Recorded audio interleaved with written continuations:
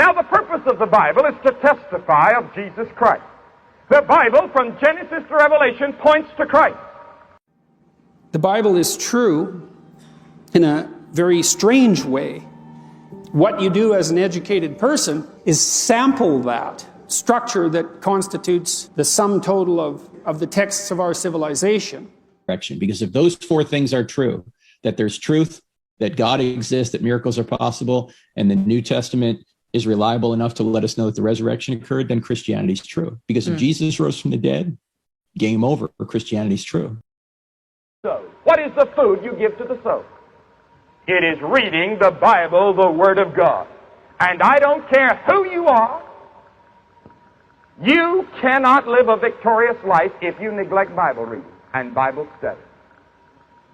But what we have at stake here is far more than that. You know, your life depends on this book. So read it. Pulpit commentary for Exodus chapter 23. Verse 1. The ninth commandment is here expanded and developed. Thou shalt not raise a false report. Forbids the origination of a calumny. The other clause prohibits the joining with others in spreading one. Both clauses have a special reference to bearing witness in a court, but neither would seem to be confined to it. Verse 2. Thou shalt not follow a multitude to do evil. Rather, thou shalt not follow a multitude to evil. A law like for deed, for word, and for thought. The example of the many is to be shunned. Wide is the gate, and broad is the way that leadeth to destruction, and many there be which go in thereat. But strait is the gate, and narrow is the way, which leadeth unto life, and few there be that find it. Matthew chapter 7 verses 13 and 14.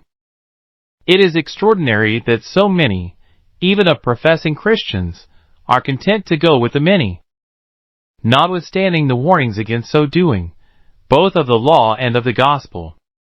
Neither shalt thou speak, etc. Rather, neither shalt thou bear witness in a cause to go aside after a multitude to put aside justice. The general precept is followed by a particular application of it. In judging a cause, if thou art one of the judges, thou shalt not simply go with the majority, if it he bent on injustice, but form thine own opinion and adhere to it. Verse 3. Neither shalt thou countenance a poor man in his cause. After the many precepts in favor of the poor, this injunction produces a sort of shock. But it is to be understood as simply forbidding any undue favoring of the poor because they are poor, and so as equivalent to the precept in Leviticus chapter 19 verse 15. Thou shalt not respect the person of the poor. In courts of justice, strict justice is to be rendered, without any leaning either towards the rich or towards the poor. To lean either way is to pervert judgment. Verse 4. Thine enemy's ox. A private enemy is here spoken of, not a public one, as in Deuteronomy chapter 23 verse 6. It is remarkable that the law should have so far anticipated Christianity as to have laid it down, that men have duties of friendliness even towards their enemies, and are bound under certain circumstances to render them a service. Hate thine enemies. Matthew chapter 5 verse 43 was no injunction of the Mosaic Law, but a conclusion which rabbinical teachers unwarrantably drew from it. Christianity, however, goes far beyond Mosism in laying down the broad precept, love your enemies. Verse 5. If thou see the ass of him that hateth thee, etc. The general meaning of the passage is clear assistance is to be given to the fallen ass of an enemy, but the exact sense of both the second and third clauses is doubtful. Many renderings have been suggested, but it is not clear that any one of them is an improvement on the authorized version. Thou shalt surely help with him. The joint participation in an act of mercy towards a fallen beast would bring the enemies into friendly contact and soften their feelings towards each other. Verse 6. As in verse 3, men were warned not to favor the poor unduly in courts of justice out of compassion for them, so here there is a warning against the opposite, and far more usual error of leaning against the poor man in our evidence, or in our decisions. The scales of justice are to be held even, strict right is to be done. Our feelings are not be allowed to influence us, much less our class prejudices. Verse 7. Keep thee far from a false matter. Hold aloof, i.e., from anything like a false accusation. Neither bring one, nor countenance one, else those mayest cause the death of an innocent and righteous man, and bring down on thyself the vengeance of him, who will not justify the wicked. Verse 8. And thou shalt take no gift. The worst sin of a judge, and the commonest in the East, is to accept a bribe from one of the parties to a suit, and give sentence accordingly. As such a practice defeats the whole end for which the administration of justice exists. It is, when detected, for the most part, punished capitally. Josephus tells us that it was so among the Jews. But the Mosaic Code, as it has come down to us, omits to fix the penalty.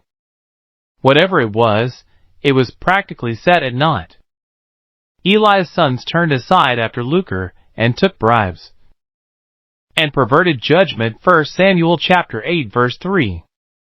In David's time, men's hands were full of bribes. Psalm chapter 26 verse 10.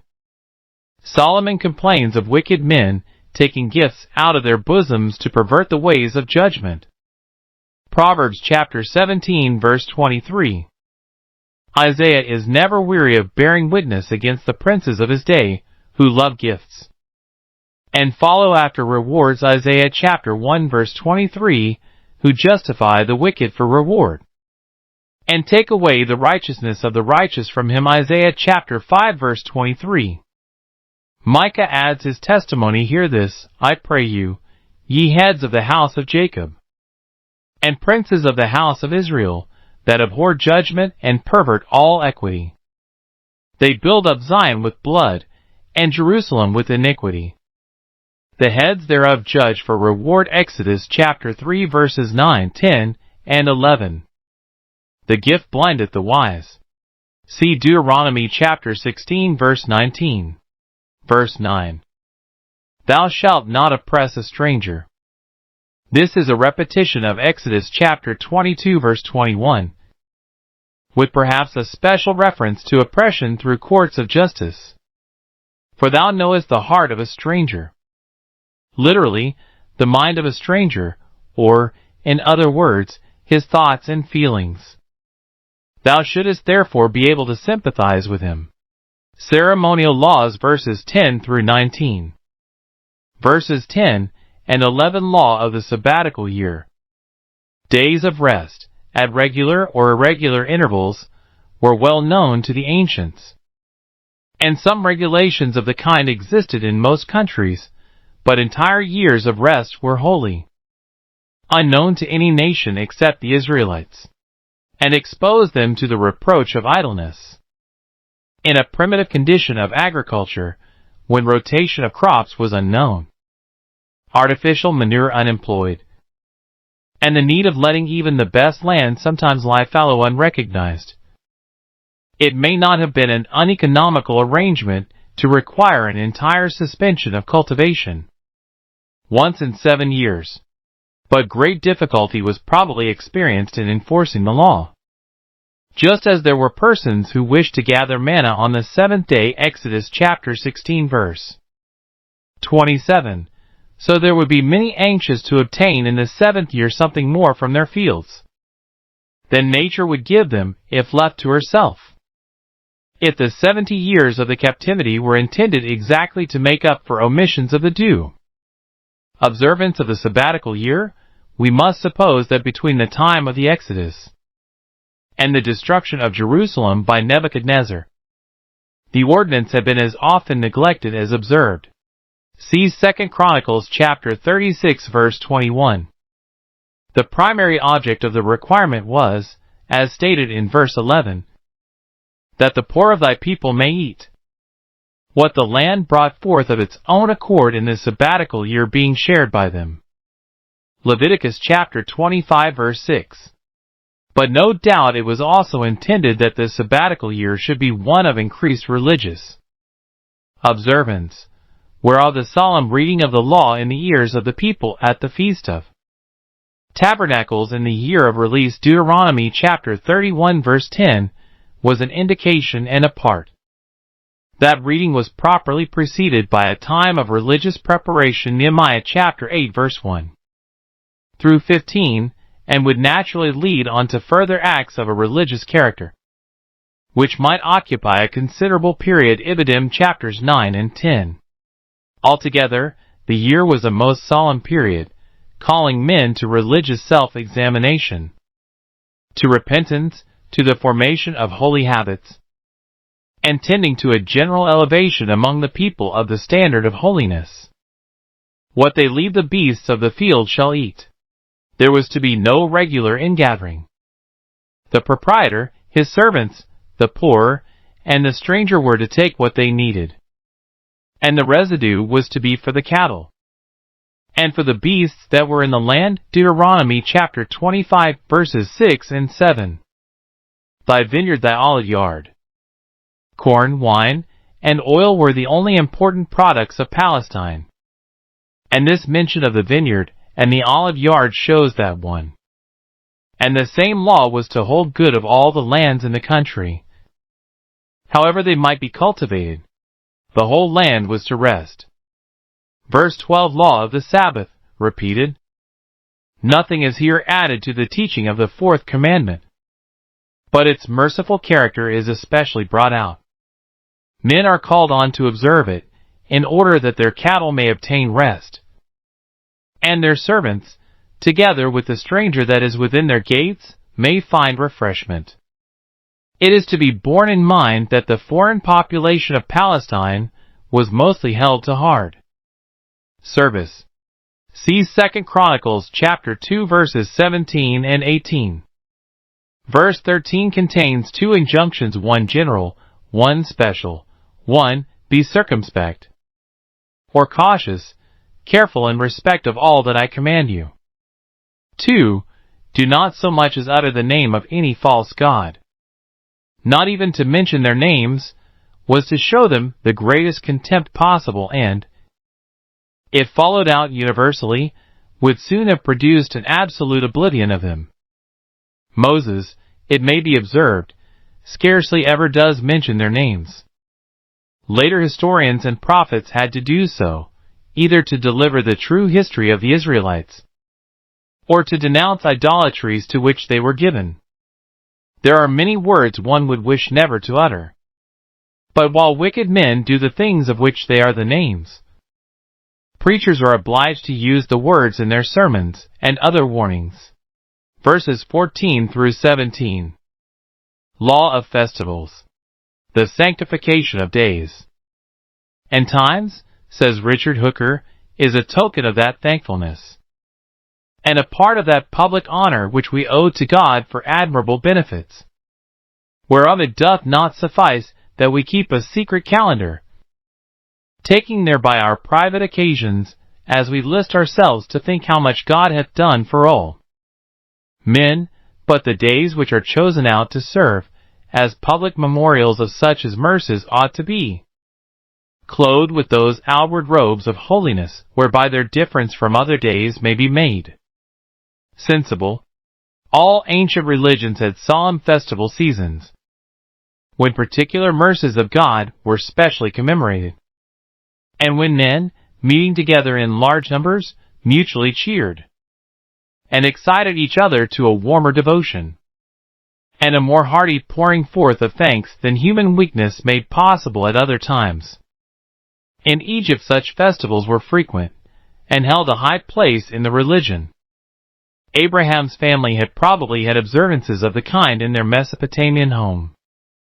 God's providence saw good now to give supernatural sanction to the natural piety which had been accustomed thus to express itself. 3 great feasts were appointed, of which the most remarkable features were 1. that they were at once agricultural and historical, connected with the regularly recurrent course of the seasons, and connected also with great events in the life of the nation too, that they could be kept only at one spot, that namely where the tabernacle was at the time located. 3. That they were to be attended by the whole male population. The 3 festivals are here called: first, the Feast of Unleavened Bread, verse 15. The early spring festival, at the beginning of barley harvest in the month of Abib Nisan, commemorative of the going forth from Egypt. Second, the Feast of Harvest elsewhere called of Weeks, at the beginning of summer, when the wheat crop had been reaped, commemorative of the giving of the law. And, third, the Feast of Ingathering, verse 16, in Tisri, at the close of the vintage, when all the crops of every kind had been gathered in, commemorative of the sojourn in the wilderness. The first of the 3, the Feast of Unleavened Bread, had been already instituted, Exodus chapter 13 verses 3 through 10. The 2 others are now for the first time sketched out, their details being kept back to be found in subsequently Leviticus chapter 23 verses 15 through 21 and 34 through 36. Here the legislator is content to lay it down that the great feasts will be 3, and that all the males are to attend them. Verse 15, the Feast of Unleavened Bread. This commenced with the Passover, and continued for the 7 days following, with a holy convocation on the first of the 7, and on the last. Leviticus chapter 23 verses 5 through 8. Unleavened bread was eaten in commemoration of the hasty exodus from Egypt. Exodus chapter 12 verse 34. A sheaf of new barley, the first fruits of the harvest, was offered as a wave offering before the Lord. Leviticus chapter 23 verses 10 through 14. Every male Israelite of full age was bound to attend, and to bring with him a freewill offering, in the time appointed of the month, i.e., on the 14th day. Exodus 12 verse 18. None shall appear before me empty. This rule applies, not to the Passover only, but to all the feasts. Verse 16, the Feast of Harvest. 50 days were to be numbered from the day of offering the barley sheaf. And on the 50th, the Feast of Harvest, thence called Pentecost, was to be celebrated. Different Jewish sects make different calculations, but the majority celebrate Pentecost on the 6th of Sivan, May 25th. The main ceremony was the offering to God of 2 leavened loaves of the finest flour made out of the wheat just gathered in, and called the first fruits of the harvest. The festival lasted only a single day, but it was one of a peculiarly social and joyful character. Deuteronomy chapter 16 verses 9, 10, and 11. Jewish tradition connects the feast further with the giving of the law, which must certainly have taken place about the time. See Exodus chapter 19 verses 1 through 16. The first fruits, rather, of the first fruits. The word is in apposition with harvest, not with feast, which thou hast sown.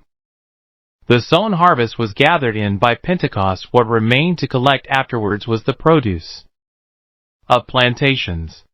The Feast of Ingathering, called elsewhere, and more commonly, the Feast of Tabernacles. Leviticus chapter 23 verse 34, Deuteronomy chapter 16 verse 13, Deuteronomy chapter 31 verse 10, John chapter 7 verse 2.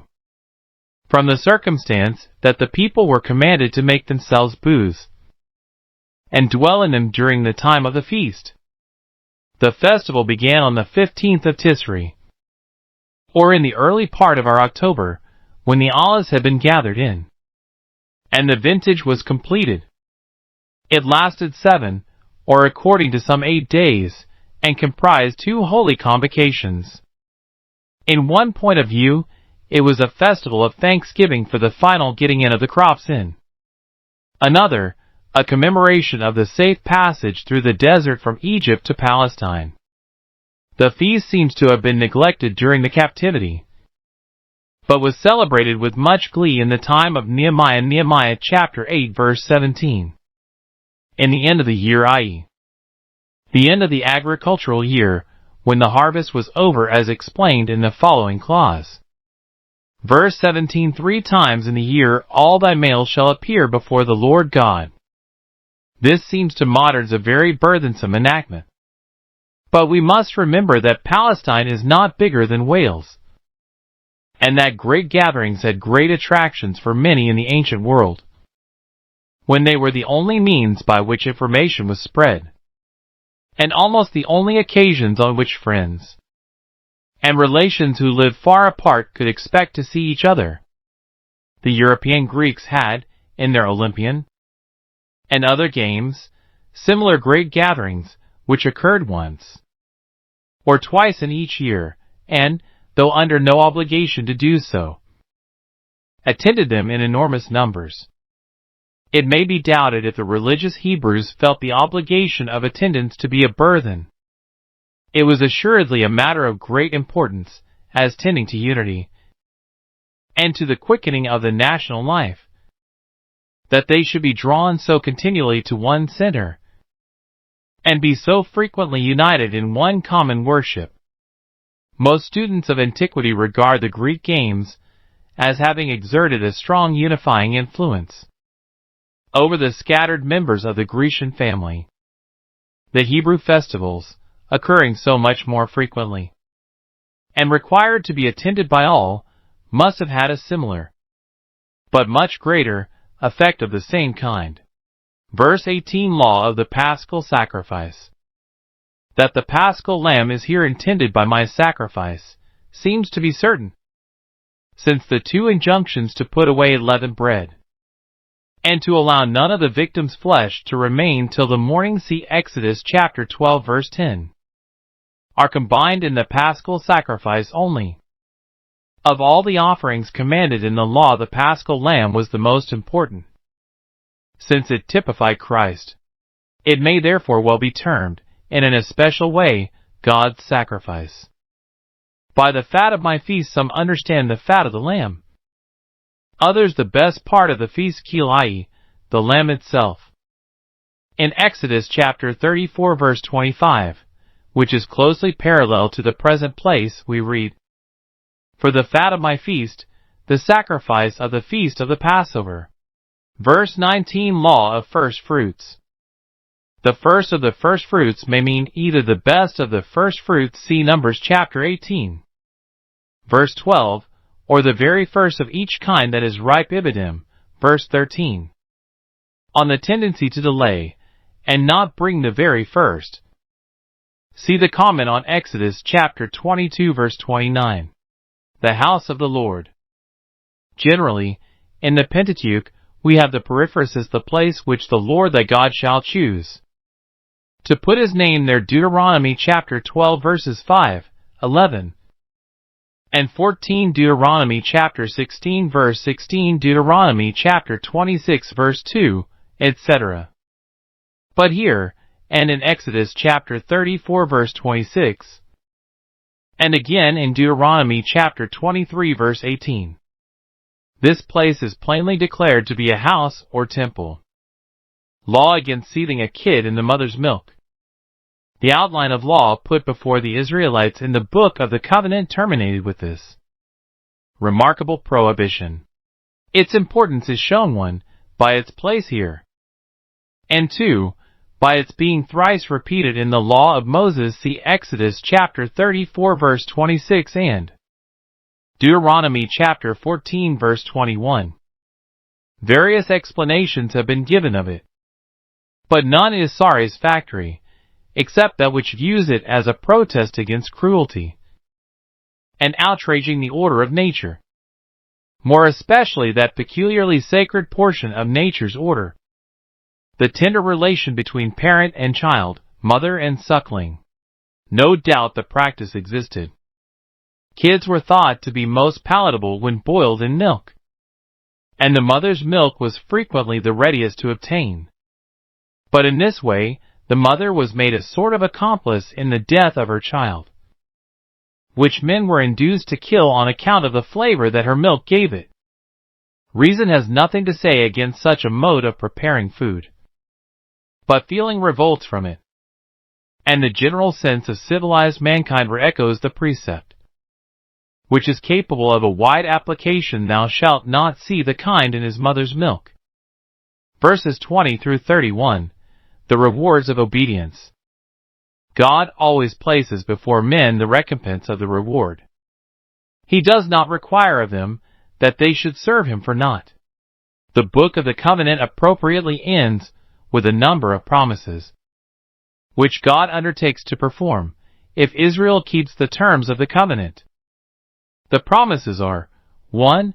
That he will send an angel before them to be their guide, director, and helper, verses 20 through 23. 2. That he will be the enemy of their enemies, verse 22, striking terror into them miraculously, verse 27, and subjecting them to other scourges also, verse 28. 3. That he will drive out their enemies by little and little, verse 30, not ceasing until he has destroyed them, verse 23. 4. That he will give them the entire country between the Red Sea and the Mediterranean on the one hand, the desert and the Euphrates on the other, verse 31. And 5. That he will bless their sustenance, avert sickness from them, cause them to multiply, and prolong their days upon earth, verses 25 and 26. At the same time, all these promises except the first are made conditional. If they will beware of the angel and obey his voice, then he will drive their enemies out, verses 22 and 23. If they will serve Jehovah and destroy the idols of the nations, then he will multiply them and give them health and long life, verses 24, 25, 26, and set their bounds from the Red Sea even unto the sea of the Philistines, and from the desert unto the river, verse 31. So far as they fall short of their duties, is he entitled to fall short of his promises. A reciprocity is established. Unless they keep their engagements, he is not bound to keep his. Though the negative side is not entered upon, this is sufficiently clear. None of the promises, except the promise to send the angel, is absolute. Their realization depends on a strict and hearty obedience. Verse 20. Behold, I send a messenger before thee. Jewish commentators regard the messenger as Moses, who, no doubt, was a specially commissioned ambassador for God, and who might, therefore, well be termed God's messenger. But the expressions, he will not pardon your transgressions, and my name is in him, are too high for Moses. An angel must be intended, probably the angel of the covenant, whom the best expositors identify with the second person of the Trinity, the ever-blessed Son of God. To keep thee in the way is not simply to guide thee through the wilderness and prevent thee from geographical error, but to keep thee altogether in the right paths, to guard thy going out and thy coming in, to prevent thee from falling into any kind of wrong conduct. The place which I have prepared is not merely Palestine, but that place of which Palestine is the type is heaven. Compare John chapter 14, verse 2. I go to prepare a place for you. Verse 21. Provoke him not. On the disobedience of the Israelites to this precept, see Numbers chapter 14, verse 11, Psalm chapter 78, verses 17, 40, 56, etc. My name is in him. God's honor he will not give to another. He does not set his name in a man. The angel, in whom was God's blame, must have been co-equal with God, one of the persons of the blessed Trinity. Verse 22, if thou shalt indeed obey his voice, and do all that I speak. The change of persons in the latter clause, all that I speak, instead of all that he speaks, implies the doctrine of the perienchoresis, or circumcision, that God the Father is in the Son and the Spirit, as they are in him. an adversary to thy adversaries, rather an afflicter of thy afflictors. Verse 23, the Amorites, and the Hittites, etc. The nations of Canaan proper, to whom the Girgashites are sometimes added. See the comment on 2 Samuel chapter 3 verse 8. I will cut them off. Or cut them down, i.e., destroy them from being any longer nations, but not exterminate them, as is generally supposed. David had a Hittite among his mighty men, 2 Samuel chapter 23 verse 39, and was on friendly terms with Araunah the Jebusite, 2 Samuel chapter 24 verses 18 through 24. Verse 24, thou shalt not bow down to their gods, nor serve them, nor do after their works. It is always to be borne in mind that with the idolatries of the heathen were connected works of darkness, which it is shameful even to speak. Compare the rites of Baal, and Ashtoreth, of Chemosh, Molech, Rimmon, and the other Canaanite and Syrian deities were at once defiled by the abomination of human sacrifices, and polluted with the still more debasing evil of religious impurity. The sacrifice offered to Ashtoreth, says Dr. Dollinger, consisted in the prostitution of women.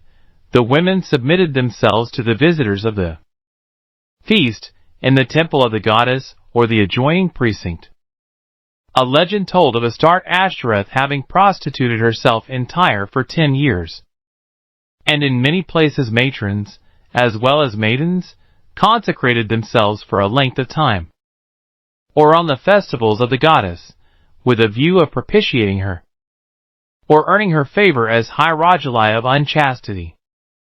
In this way, they went so far at last as to contemplate the abominations of unnatural lust as a homage rendered to the deity, and to exalt it into a regular cultus. The worship of the goddess at Aphaka in Lebanon was specially notorious in this respect. The temple in a solitary situation was, as Eusebius tells us, a place of evil doing for such as chose to ruin their bodies in scandalous ways. Criminal intercourse with women, impurity, shameful and degrading deeds were practiced in the temple, where there was no custom and no law, and no honorable or decent human being could be found. Jew and Gentile, Volume 1, pages 428 and 429, Darnell's translation. Thou shalt utterly overthrow them. The heathen gods are identified with their images. These were to be torn from their bases, overthrown, and rolled in the dust for greater contempt and ignominy. They were then to be broken up and burnt, till the gold and the silver with which they were overlaid was calcined, and could be stamped to powder. Nothing was to be spared that had been degraded by idolatry, either for its beauty, or its elaborate workmanship, or its value. All was hateful to God, and was to be destroyed. Verse 25, he shall bless thy bread and thy water.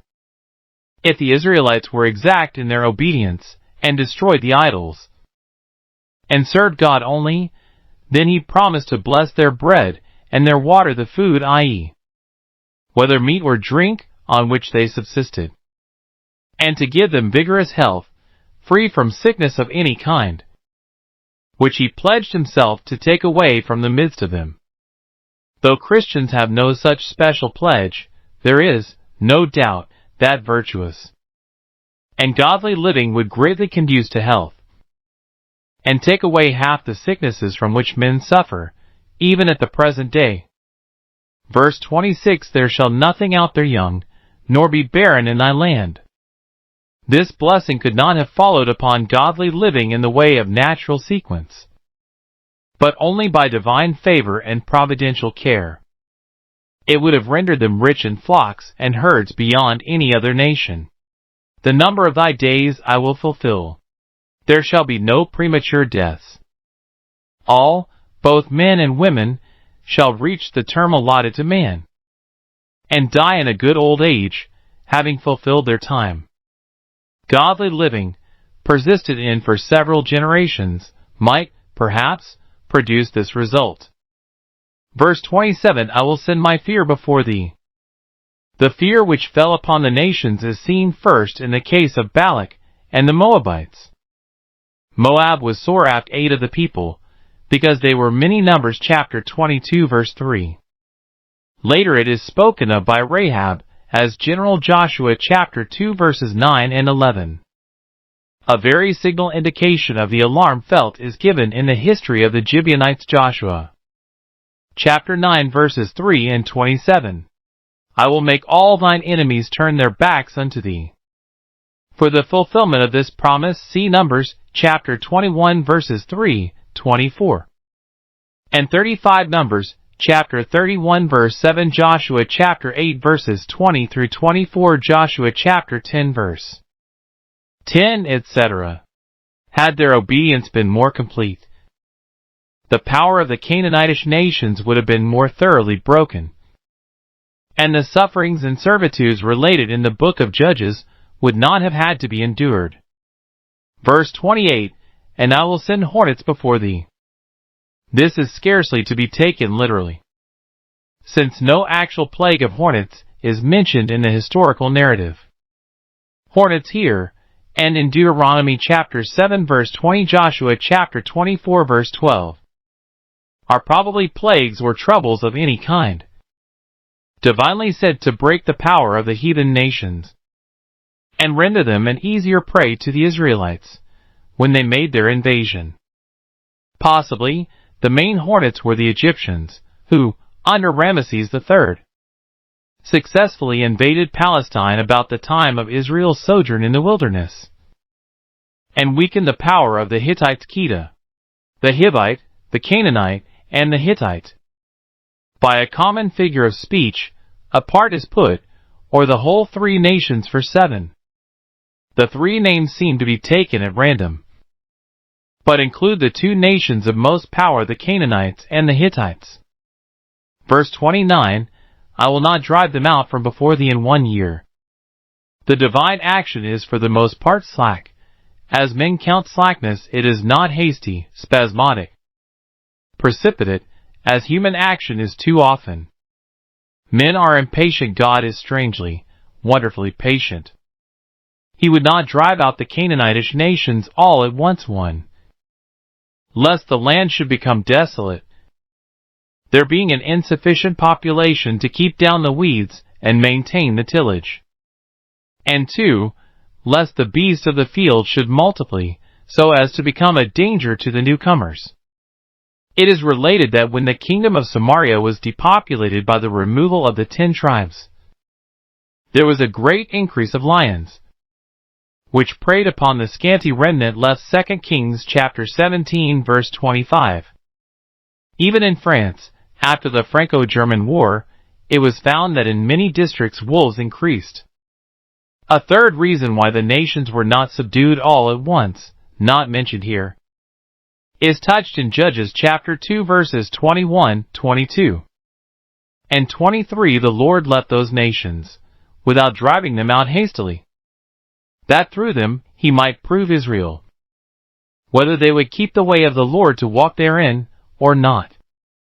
Verse 31, and I will set thy bounds from the Red Sea even unto the sea of the Philistines. This passage by itself would be sufficient to confute Dr. Brugg's notion that the Yam Suf, or Red Sea of our translators, is the Lake Serbonese, which is a part of the Mediterranean, or Sea of the Philistines, and cannot stand in contrast with it. The Sea of the Philistines and the Red Sea mark the boundaries of the Holy Land east and west, as the desert and the river Euphrates do its boundaries north and south. That Moses here lays down those wide limits, which were only reached 400 years later, in the time of David and Solomon, and were then speedily lost, can surprise no one who believes in the prophetic gift and regards Moses as one of the greatest of the prophets. The tract marked out by these limits had been already promised to Abraham. Genesis chapter 15 verse 18. Its possession by Solomon is distinctly recorded in 1 Kings chapter 4 verses 21 and 24 2 Chronicles chapter 9 verse 26. As Solomon was a man of peace, we must ascribe the acquisition of this wide empire to David. Compare 2 Samuel chapter 8 verses 3 through 14, 2 Samuel chapter 10 verses 6 through 19. The river Ha-Nahar is in the Pentateuch always the Euphrates. The Nile is Ha-Wayor. A powerful kingdom established in Syria is almost sure to extend its influence to the Euphrates. I will deliver the inhabitants of the land into your hand. Compare Joshua chapter 21 verse 44 for the first fulfillment of this prophecy. Its complete fulfillment was reserved for the time of David. Thou shalt drive them out. The mass of the Canaanites were no doubt driven out rather than exterminated. They retired northwards, and gave strength to the great Hittite kingdom which was for many centuries a formidable antagonist of the Egyptian and Assyrian empties. Verses 32 and 33 final warning against idolatry. The book of the covenant ends as it began, with a solemn warning against idolatry. See Exodus chapter 20 verse 23. Thou shalt make no covenant with them nor with their gods. Thou shalt not even suffer them to dwell side by side with thee in the land on peaceable terms, with their own laws and religion, lest thou be ensnared thereby, and led to worship their idols, and join in their unhallowed rites. Verse 33. The after history of the people of Israel shows the need of the warning. From the Exodus to the captivity, every idolatry with which they came into close contact proved a sore temptation to them. As the author of Kings observes, of the 10 tribes the children of Israel did secretly those things which were not right against the Lord their God. And they built them high places in all their cities. And they set them up images and groves in every high hill, and under every green tree. And there they burnt incense in all the high places, as did the heathen whom the Lord carried away before them, and wrought wicked things to provoke the Lord to anger, for they served idols, whereof the Lord had said unto them, Ye shall not do this thing. 2 Kings chapter 17 verses 9 through 12. Verse 32. Thou shalt make no covenant with them. See below, Exodus chapter 34 verses 12 through 15. According to the forms usual at the time, a treaty of peace would have contained an acknowledgment of the gods of either nation, and words in honor of them. See the Treaty of Ramesses II with the Hittites, given in the Records of the Past, Volume 4, pages 27 through 32. This would have been equivalent to making a covenant with their gods. Verse 33. They shall not dwell in the land. This law did not, of course, affect proselytes, nor was it considered to preclude the continuance in the land of the enslaved Gibeonites. It forbade any Canaanite communities being suffered to remain within the limits of Palestine on friendly terms with the Hebrews. The precaution was undoubtedly a wise one.